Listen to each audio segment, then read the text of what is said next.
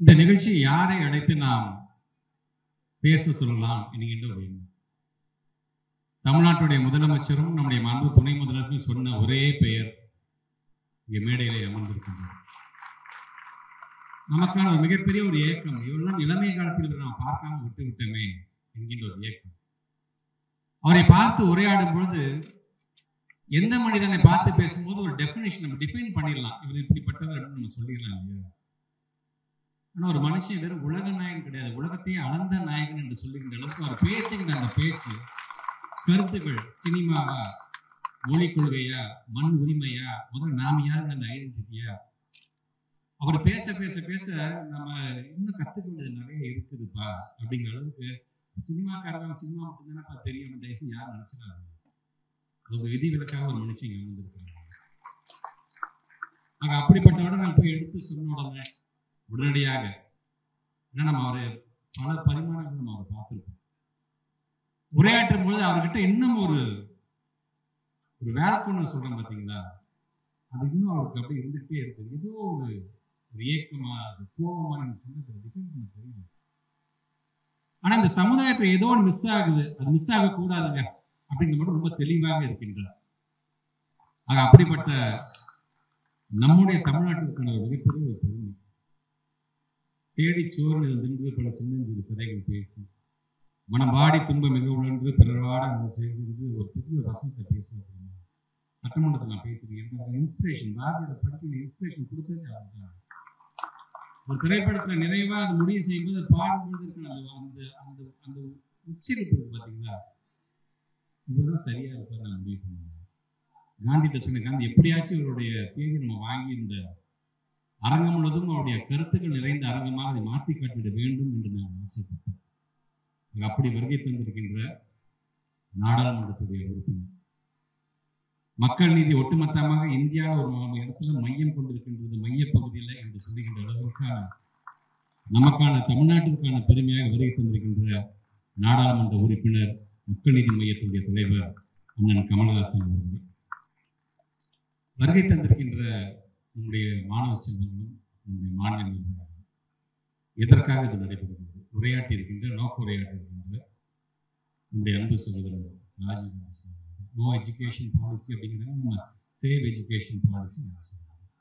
எந்த மேடையிலிருந்து தேசிய கல்விக் கொள்கை 2020 என்னும் மத யானை அப்படிங்கிற ஒரு புத்தகத்தை நாங்கள் வெளியிட்டு அதற்கான அங்குசத்தை நான் தமிழ்நாட்டுடைய முதலமைச்சருடைய அரசியல் ஆசனம் கையில் ஒப்படைச்சோம், அதே மேடையில மீண்டும் அவர் கையால் ஸ்டேட் எஜுகேஷன் பாலிசி என்கிட்ட அவர் ஒப்படைக்கிற ஒட்டுமொத்த தமிழ்நாட்டுக்கும் ஒப்படைக்கின்ற மேடையாக இந்த மேடை அமைந்தது. இன்றைக்கு அதே மேடையில் அதை சார்ந்திருக்கின்ற ஒரு கருத்தரங்கத்தை இன்னைக்கு நாம் நடத்தி கொண்டிருக்கிறோம். சரி, இப்படி ஒரு பாலிசி நம்ம கொண்டு வந்திருக்கிறோமே, இந்த பாலிசி சார்ந்து பல பேர் பாராட்டுகிறார்கள், பல விமர்சனங்கள் வருகிறது. எல்லாத்தையும் ஏற்றுக்கொள்ள வேண்டும். ஏன்னா இது மாணவ நலன் சார்ந்து, ஒரு இயக்கம் சார்ந்து, ஒரு கட்சி சார்ந்து, ஒரு ஆளுங்கட்சி ஈகோ பார்க்கக்கூடிய கட்சி நம்முடைய கட்சி கிடையாது. மாணவருக்கு நலன் என்று சொன்னால் அதை ஏற்றுக்கொள்கின்ற இயக்கமாக நம்ம இருக்கிறனாலதான் 75 ஆண்டுகளும் கடந்து பல வெற்றிகளையும் பல தோல்விகளையும் கடந்து இன்னைக்கு திராவிட முன்னேற்ற கழகம் இன்னைக்கு உச்சி முகந்து இருக்கிறது. காரணம் மக்களுக்கு என்ன தேவை அப்படிங்கிற உணர்ந்த காரணத்தினால்தான். அதனால்தான் நமக்கு எக்ஸ்பீரியன்ஸ் இருக்கு. நமக்கு யாரும் புதுசாக பாடம் எடுக்க வேண்டிய அவசியம் இல்லை. இருந்தாலும் அதே நேரத்தில் நமக்கு என்னென்ன தேவை மாணவ செல்வம் என்பதை முழுமையாக ஒரு இண்டிபெண்டாக இந்த எஜுகேஷன் பாலிசி எப்படி இருக்க வேண்டும், ஒரு இன்க்ளூசிவ்னஸ் இருக்கணும், அது ஒரு ஈக்விட்டபிள் இருக்கணும், அது ஃபியூச்சர் சென்ட்ரிக்காக நம்முடைய தமிழ்நாட்டுடைய மாணவ செல்வம் எதிர்காலத்துக்கு என்ன தேவை அப்படின்னு சார்ந்துதான் இருக்க வேண்டும் என்று நாங்கள் சொல்றோம். இது மட்டும் போதுமா என்று சொன்னால் நமக்கான பண்பாடு, நம்முடைய கல்ச்சர் என்ன தேவை, நம்முடைய லிங்குவிஸ்டிக் என்ன. நம்முடைய தமிழ்நாட்டிலே மலையாளத்தை சார்ந்திருக்கின்ற மக்கள் படிக்கக்கூடியவர்கள் இருக்கிறாங்க, அந்த பார்டர்ல இருப்பாங்க. கன்னியாகுமரியாக இருந்தாலும் சரி, அல்லது கோயம்புத்தூராக இருந்தாலும் சரி. கன்னடிக்கா படிக்கக்கூடிய அந்த கன்னடத்தை சார்ந்திருக்கின்ற அந்த மக்களும் இருக்கிறார்கள். அது எங்கன்னா தலி இந்த பக்கத்தில் இருக்கிறாங்க. அவங்களையும் விட்டுவிடக்கூடாது, அவங்களையும் எல்லாருக்குமான ஒரு அரசாங்கமும் இருக்குது, வெறும் பேச்சுகளை மட்டும் இருக்கக்கூடாது என்பதற்காக அனைத்தையும் உள்ளடக்கிய ஒரு கல்வியை நாம் வழங்க வேண்டும் என்று நாங்கள் முன்னாள் நீதியரசர் தலைமையில் ஒரு 15 பேர் கொண்ட குழு ஒட்டுமொத்த தமிழ்நாடு முழுவதும் ஒவ்வொரு பகுதியாக சேர்ந்து நம்முடைய ஸ்டேக் ஹோல்டர்ஸாக இருக்கக்கூடிய மாணவர்களாக இருந்தாலும் சரி, ஆசிரியர்களாக இருந்தாலும், பெற்றோர்களாக இருந்தாலும், அந்த பகுதிக்கு இந்த கல்வியாளர்களாக இருந்தாலும், ப்ரொஃபஸர்ஸாக இருந்தாலும் எல்லாத்தையும் உட்காந்து கருத்து கேட்கும். இந்த என்இபி வந்திருக்கு, அதை பற்றி நீங்க என்ன நினைக்கிறீங்க, இல்லை உங்களுக்கு என்ன தேவை என்று நீங்க நினைக்கிறீர்கள் என்று நான் கருத்து கேட்கிறேன். தமிழ்நாட்டோட முதலமைச்சர் அடிக்கடி சொல்ற மாதிரி தமிழ்நாடு என்பது நம்முடைய வீடு. நம்ம பிள்ளைங்களுக்கு என்ன நமக்கு தானே தெரியும். டெல்லியிலேயும் நாக்பூர்லயும் ஒருத்தர் உட்காந்து நம்ம சொல்றதுக்கு அவன் சொல்றது நம்ம கேட்கணுமா என்று அவர் சொல்வாரு அது அடிக்கடி. ஆக இது மூலமாக பல்வேறு விதமான கருத்துக்களை நாம் உள்வாங்க. சரி, நமக்கான Dravidian model not only Dravidian model, இது ஒரு டேட்டா ட்ரிவன் மாடலாக, டேட்டா ப்ரூவன் மாடலாக நாம் இருக்கிறோம். இத்தனை ஆண்டு காலம் என்னென்ன நாம் நிரூபிச்சு காமிச்சிருக்கிறோம் என்று சொல்லும்போது குறிப்பாக 2021 ஆட்சி மாற்றம் ஏற்பட்டது நம்ம என்னென்ன செஞ்சோம் எல்லாம் இன்னைக்கு ஒரு சின்ன ஒரு கிளான்ஸா நீங்க பார்த்துருப்பீங்க. இது சார்ந்து நிறைய ரிசல்ட் ஓரியன்டா நம்ம செஞ்சுட்டு இருக்கோம். அப்படி இருக்கும் பொழுது நமக்கு என்ன தேவை, நம்ம பிள்ளைங்களுக்கு என்ன தேவை என்று முடிவு செய்துட்டோம். சரி, கல்ச்சர் சார்ந்தா, லிங்குவிஸ்டிக் சார்ந்தா, சோஷியல் ஹெரிட்டேஜ் சார்ந்தா, சோஷியல் ஜஸ்டிஸ் சார்ந்தா, சரி எதையும் விட்டு விடாம இந்த ஸ்டேட் எஜுகேஷன் பாலிசி எல்லாத்தையும் உள்ளே கொண்டு வந்துருக்கோம். ஏன்னா நம்மளை நம்பி இன்னைக்கு ஒட்டுமொத்தமாக தமிழ்நாட்டில் இருக்கிற மக்கள் வீட்டில் நிம்மதியாக உடம்புறாங்க. நாளைக்கு என் பிள்ளைக்கு எதிர்காலம் இருக்குது என்று நினைக்கிறாங்கன்னா ஒவ்வொரு வீட்டுக்கு வெளியேயும் 2 பேர் காவல் காத்துட்டு, ஒருத்தர் கருப்பு சட்டக்காரன், ஒருத்தர் கருப்பு சிவப்பு சட்டக்காரன், 2 பேர் நின்றுகிட்டே இருப்பாங்க. ஆனா இதையெல்லாம் உள்வாங்கி கொண்டுதான் எங்களுடைய பிள்ளைங்களுக்கு என்ன தேவை அப்படின்னு முடிவு. அதனால இந்த கல்வியாண்டில் மட்டும் கிட்டத்தட்ட நம்முடைய அரசு பள்ளியில் கிட்டத்தட்ட 4 லட்சம் பிள்ளைங்க நம்ம சேர்த்திருக்கோம் என்பது நம்முடைய அரசாங்கத்துக்கான சாதனை. ஏன் நம்மளை தேடி வராங்க? நாங்க ஏதாச்சும் ஒரு மொழிக்கு நாங்க எதிர்ப்பா பேசிட்டே இருக்கணுமா? திணிப்புக்கு தான் எனக்கு எதிர்பார்க்கணும். அந்த திணிப்பு என்று வந்துவிடாதீங்க தயவு செஞ்சு. எங்களுக்கு என்ன தேவையோ, ராஜீவ்காந்தி சொன்ன மாதிரி தான் நம்முடைய அரசியலமைப்பு சட்டத்தில் 8வது அட்டவணை இருக்கிற 22 மொழிகள் நாங்க படிக்கிறதுக்கு நாங்க தயாரா இருக்கிறோம். ஆனா திணிக்காதீங்க. நாங்க எல்லா மொழியும் பாராட்டுறோம். நாங்க ஒவ்வொரு மொழிக்கும் ஒரு பாரம்பரியம் இருக்கதான் செய்யும். ஆனா அந்த மொழி என்பது முற்போக்கு சிந்தனை கொண்டு வரணும். பிற்போக்கு நம்ம பின்னாடி இழுத்துட்டு போயிடக்கூடாது. நம்ம முற்போக்கு சிந்தனையா இருக்கின்ற எந்த மொழியாக இருந்தாலும் அதனாலதான் சொல்றாங்க என்ன லாங்குவேஜுங்க இன்னைக்கு என்ன லாங்குவேஜ் பேசணும், ஜாவா பத்தி பேசணும், சி பத்தி பேசுறோமா, ஆர்டிபிஷியல் இன்டெலிஜென்ஸ் பத்தி பேசுறோம், ரோபோட்டிக்ஸை பத்தி நாங்க பேசுறோம், ஒவ்வொரு ஆன்லைன் டூல்ஸை பத்தி தெரிஞ்சுக்கணுங்கிறதுக்காக டிஎன் ஸ்பார்க்னு நம்ம கொண்டு வரோம். நம்ம இப்படி நம்ம எல்லாமே ஃபியூச்சரிஸ்டிக்கா திங்க் பண்ணும்போது அவங்க என்ன சொல்றாங்க, இதிகாசங்கள் புராணங்கள் சார்ந்து நாங்கள் கதை சொல்றோம், புராணங்கள்ல நடக்கிறத சொல்லி அதன் மூலமாக நம்ம அர்த்தத்தை நாங்கள் வலியுறுத்துறோம். தேவையில்லை நமக்கு. இன்னைக்கு லைஃப் லெசன் நாங்க என்ன நான் பாடம் எடுத்து பல பேர் சொன்னாங்க என்ன சார் என்இபியோட அப்படியே காப்பி அடிச்சிட்டீங்களா, அப்படியே காப்பி பேசணும். It's not imitation, it's not at all imitation. இது is unique part of Tamil Nadu. நம்முடைய எஸ்சிபி அப்படின்னு நம்மளுக்கு நமக்கான பாதையை நம்ம வகுத்து கொடுத்துக்கணும்னா மற்ற காப்பி அடிக்கலாம். நம்ம என்இபில லாங்குவேஜ்க்கான பாலிசி இருக்குது அப்படின்னு சொன்னா எஸ்சிபில லாங்குவேஜ்க்கான பாலிசி இருக்கும். ஆனா கண்டென்ட் வேற. நீ மும்மொழி கொள்கை சொல்ற, எங்களுக்கு இருமொழியே போதும் என்று நாங்கள் சொல்லிக்கணும். ஆனால் நான் அடிக்கடி சொல்ற மாதிரி Tamil is for our identity and English is for opportunity. இதை நாங்கள் வலியுறுத்துகிறோம் என்று சொல்லும்போது அதை அவங்க ஏத்துக்க மறுக்கிறாங்க. நான் திருப்பி நான் சொல்றேன்.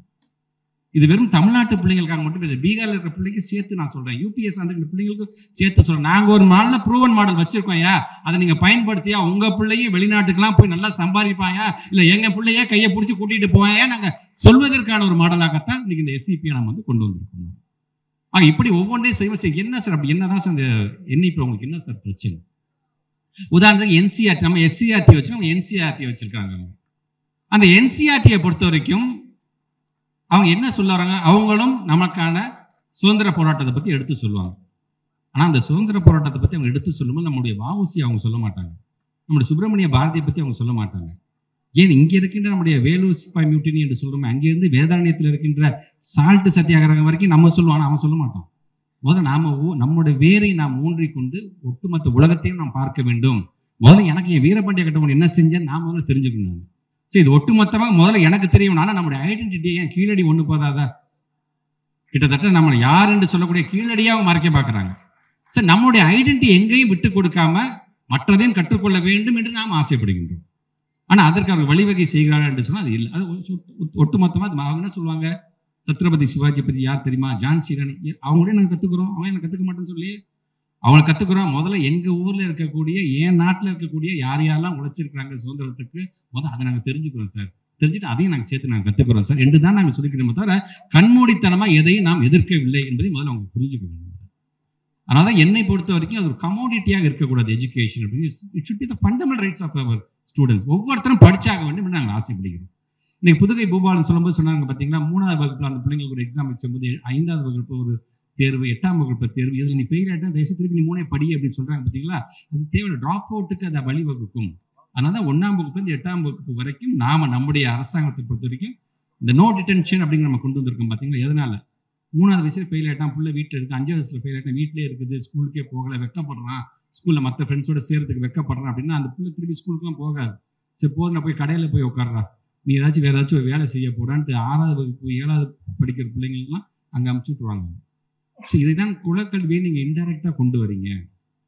இந்தியை திணிக்க பார்க்குறீங்க, அப்படியே இந்திக்கு பின்னாடி சமஸ்கிருத மணியை கட்டி விட்டு உள்ள நுழைக்க பார்க்குறீங்க அப்படிங்கிறத நம்ம சொல்கிறோம். அதை நாம் தடுக்க நினைக்கிறோம். அதுக்கான இன்டென்ஷனை தயவுசெய்து எல்லாரும் புரிந்து கொள்ள வேண்டும் என்பதற்காக தான்.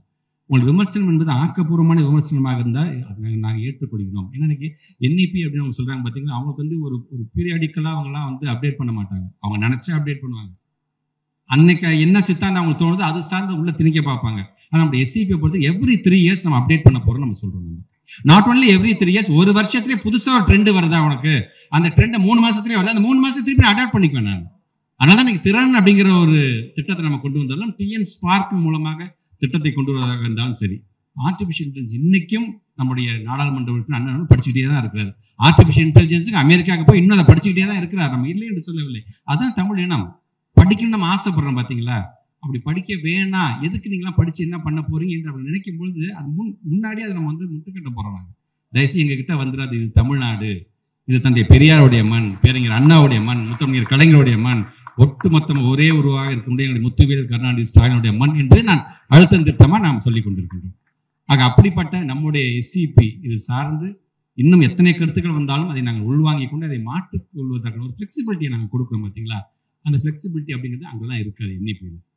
ஸோ இப்படி ஒவ்வொன்றையும் பார்த்து அதை நாங்கள் சொல்லக்கூடிய நாங்கள் எங்களை பற்றி கேட்கும்போது இது சார்ந்து முழுமையாக படிங்க. நீங்கள் எங்களை பொறுத்தவரைக்கும் லாங்குவேஜ் பாலிசி நாங்கள் என்ன சொல்கிறோம், கரிக்குலம்ல நாங்கள் என்ன சொல்கிறோம், நாங்கள் ஆர்ட்ஸ் எஜுகேஷன் நாங்கள் கொண்டு வரோம். இப்போ ஸ்டெம்மை பற்றி பேசியிருக்கோம் இல்லையா? நம்ம இப்போ ஸ்டெம் மட்டும் இல்லாமல் ஸ்டீம் என்கின்ற அந்த ஏவை கொண்டு வந்து ஆர்ட் மூலமாக அந்த பிள்ளை ஒரு கலையின் மூலமாக அந்த பிள்ளைங்களை வச்சு நம்ம பாடம் நடத்த முடியுமா, எண்ணும் எழுத்து ஏற்கனவே செஞ்சுட்டு இருக்குங்க, அது எப்படி நம்ம விரிவுபடுத்த போகிறோம் அப்படிங்கிறது அந்த சிந்தனைக்கு நம்ம இன்னைக்கு கொண்டு போயிட்டு இருக்கோம். இப்படி ஒவ்வொன்றையும் நாங்கள் பார்த்து செய்யும்போது எங்கள் பிள்ளைங்க வெறும் லிட்ரேட்டாக மட்டும் இருக்கக்கூடாது, கிரியேட்டிவாகவும் இருக்க வேண்டும், கேப்பபிளாக இருக்க வேண்டும். ஒரு கிரைசிஸ் மேனேஜ்மெண்ட் அப்படி வந்துருச்சுன்னா அது எப்படி அவன் சால்வ் பண்ணக்கூடியவனாக இருக்க வேண்டும் என்று நாங்கள் ஆசைப்படுகிறோம். ஸோ அந்த லைஃப் ஸ்கில்ஸ் அப்படின்னு சொல்கிறோம். இது அவங்களை நம்மளை பற்றி ஒரு ஏஜ் அப்ராப்ரியேட்டாக நம்ம கொண்டு போகிறோம். பிள்ளைங்களுக்கு எது தேவை எது தேவையில்லை, எதை அவன் கற்றுக்கொள்ள வேண்டும் என்று. பட் அவங்க தான் அதெல்லாம் கிடையாது. நம்ம பேசிக் லாவை பற்றி பேசுகிறோம், நம்ம டியூட்டிஸ் என்னங்கிறத பேசுகிறோம், நம்ம கான்ஸ்டியூஷனை பற்றி நம்ம பேசுகிறோம். அவங்க கான்ஸ்டியூஷனே அவங்களை வெறுக்கிறாங்களே அவங்க. சரி, இதை சார்ந்து நம்ம சொல்ல குளோபல் லெவலில் அவங்க நாலேஜ் இந்த பிள்ளைங்களுக்கு போக வேண்டும் என்று நாங்கள் ஆசைப்படுகின்றோம். ஹெல்த்னா என்ன, ஹைஜீன்னா என்ன, என்விரான்மெண்ட்னா என்ன, பிசிக்கல் எஜுகேஷன்னா என்ன, லைப்ரரியோட பயன்பாடு என்ன, லைப்ரரி எவ்வளவு முக்கியம் அப்படிங்கிறத நாம எடுத்து சொல்றோம். அவங்க எதுவுமே நம்ம சொல்றது கிடையாது. ஸோ இப்படி ஒவ்வொன்றையும் பார்த்து நம்முடைய பிள்ளைங்களை ஒரு வடிவமைச்சு ஒட்டுமொத்த உலகத்துக்கும் அர்ப்பணிக்கின்ற பணியை செய்வதுதான் நம்முடைய SCP வேலை. அதாவது நம்முடைய தமிழ்நாட்டுடைய முதலமைச்சரை பொறுத்த வரைக்கும் ஆட்சி மாற்றம் ஏற்பட்டதுல இருந்து தன்னுடைய இரு கண்களாக மருத்துவத்தையும் கல்வியையும் தான் சொல்லிக்கிட்டே இருக்காரு. ஆனா சொல்றது சொல்லோட நிறுத்துறாரா? அதுக்காக செயலாக எங்க கொண்டு வந்து நிற்கிறாரு பாருங்க. SCP வரைக்கும் ஒட்டுமொத்த இந்தியாவிலே வேற எந்த மாநிலம் செய்யாத எனக்கான கொள்கையை நானே உருவாக்கி கொள்கிறேன் என்று சொல்லுகின்ற தமிழ்நாடு இருக்குது என்று சொன்னா அது காரணம் தமிழ்நாட்டுடைய முதலமைச்சர். இன்னைக்கு நம்மளை பார்த்து கர்நாடகம் அடுத்து அவங்களுடைய எஜுகேஷன் பாலிசியை தயார்படுத்திட்டு இருக்காங்க. இப்படி ஒவ்வொன்றும் பார்த்தீங்கன்னா ஒட்டுமொத்தமாக இந்தியாவுக்கு இந்த மற்ற மாநிலத்தில் முன்மாதிரியா நம்ம இருக்கிறோம் பார்த்தீங்களா, அதுதான் அவங்களுக்கு வெறுப்பாக இருக்கின்றது.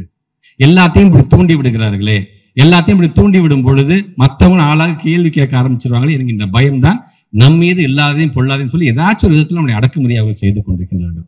ஆக அப்படி செய்துவிடக் கூடாது. முழுமையாக இங்க வருகை சென்றிருக்கின்ற மாணவர்கள் நீங்களும் SCP நாங்கள் அப்படி என்னதான் இருக்கின்ற தயவுசெய்து ஒரு தடவை புரட்டி பாருங்கள். நீங்களும் பள்ளியில படிச்சு இங்க இந்த இடத்துக்கு வந்திருக்கீங்க, நாங்களும் பள்ளிக்கூடத்தில் படிச்சு இந்த இடத்துக்கு நாங்கள் வந்திருக்கோம் என்று சொல்லும் பொழுது நீ கொஞ்சம் கனெக்ட் பண்ணி பாருங்க. ஆமா, நமக்கு தேவையானதான் அவங்க சொல்லியிருக்காங்க.